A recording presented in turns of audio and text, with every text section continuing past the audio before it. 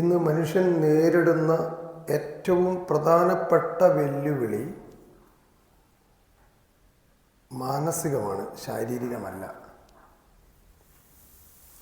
നിങ്ങൾക്ക് ഒരു കാലില്ലാതെ നടക്കാൻ കഴിയും, ഒരു കൈയില്ലാതെ നടക്കാൻ കഴിയും, രണ്ട് കൈയും ഇല്ലാതെ മനുഷ്യന് ജീവിക്കാൻ പറ്റുന്നുണ്ട്, കണ്ണില്ലാതെ ജീവിക്കാൻ കഴിയുന്നുണ്ട്.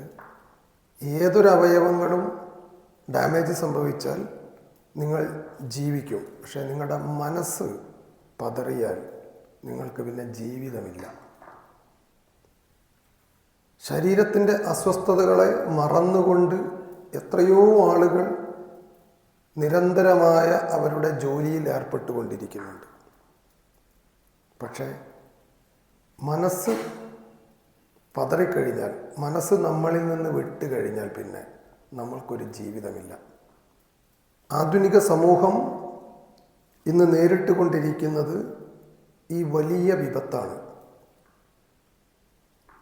ലോകം മുഴുവൻ അശാന്തി പടർന്നുകൊണ്ടിരിക്കുന്ന ഒരു നൂറ്റാണ്ടിൽ ജീവിക്കുന്ന ഒരു കൂട്ടം ജീവികളാണ് മനുഷ്യരെന്ന് പറയുന്നത്. ഈ അശാന്തിക്ക് പരിഹാരമായി ആധുനിക സയൻസ് അധികമൊന്നും പരീക്ഷിച്ച് കണ്ടെത്തിയിട്ടില്ല. മനസ്സിനെ നിയന്ത്രണത്തിലാക്കാൻ വേണ്ടി ആധുനിക സമൂഹവും ആധുനിക ശാസ്ത്രവും ഇതുവരെ പ്രധാനപ്പെട്ട ഒരു സംഗതികളും കണ്ടെത്തിയിട്ടില്ല. കാരണം മനസ്സിനെക്കുറിച്ച് പൂർണ്ണമായി പഠിക്കാൻ ഒരു ശാസ്ത്രത്തിനും കഴിഞ്ഞിട്ടില്ല എന്നുള്ളതാണ് സത്യം. നമ്മുടെ യുവാക്കൾ നേരിടുന്ന, ഇന്നലെ ഞാൻ സംസാരിച്ചിരുന്നു ഈ വിഷയത്തെക്കുറിച്ച്, യുവാക്കൾ നേരിടുന്ന പ്രധാനപ്പെട്ട പ്രശ്നം ഈ വെല്ലുവിളിയാണ്. മനസ്സിൻ്റെ കെൽപ്പില്ലായ്മ. ശരീരത്തിനും മനസ്സിനും കെൽപ്പില്ലാത്ത ഒരു യുവതലമുറയെ, അല്ലെങ്കിൽ ഒരു യുവതലമുറ വളർന്നുകൊണ്ടിരിക്കുന്ന ഒരു ബീഭത്സകമായ നൂറ്റാണ്ട് കൂടിയാണിത്. നമ്മുടെ രക്ഷാകർത്താക്കൾ വളരെ അധികം ആകുലതയിലാണ്.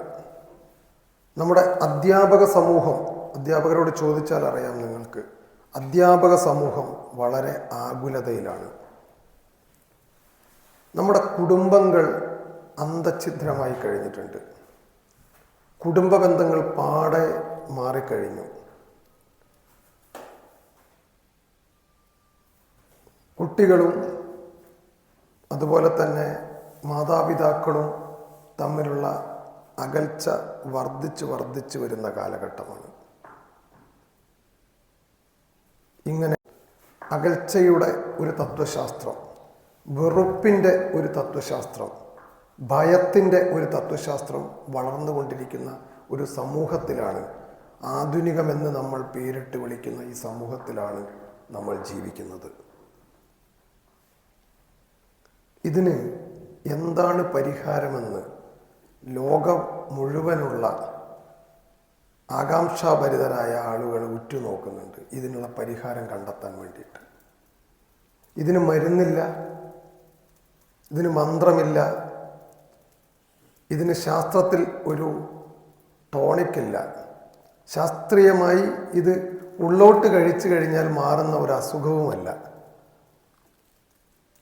അപ്പം പിന്നെ ഇതിനെന്താണ് ഒരു പോംവഴി?